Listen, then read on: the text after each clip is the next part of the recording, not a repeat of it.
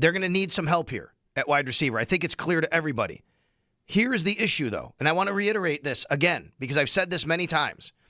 Folks, you can't just snap your fingers and go out and trade for a number one wide receiver. And in fact, most number one, if we want to term it that way, these elite guys, number one guys who do everything for you, most number one wide receivers just aren't available, and you get them in the offseason. That's how it works.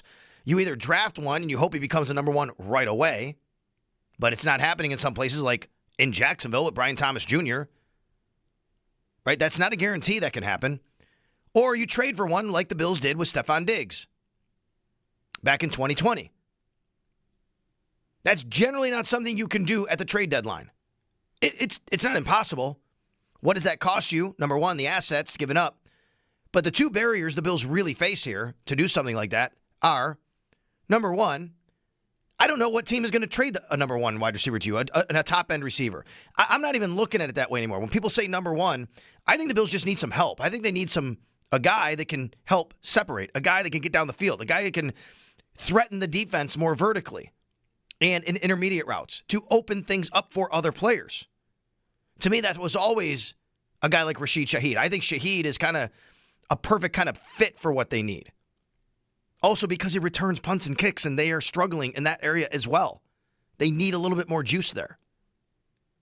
And that would be a guy you could kind of use in both areas on the roster. So I think Shaheed comes to mind for me. But is he a number one? No.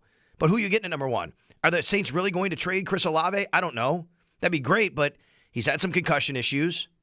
They say they're not going to trade him. And the issue with a team giving you a player like that is that team,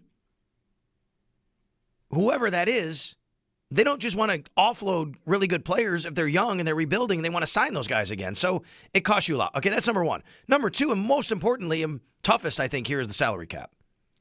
Now, there are guys, $3-4 million base salaries. You get it down to $1-2 million. You can afford that because it's prorated rest of the year. But that's some maneuvering. That's contract restructures. There's not a lot of those left the Bills can do. They've done that over the years. They've kicked the can down the road.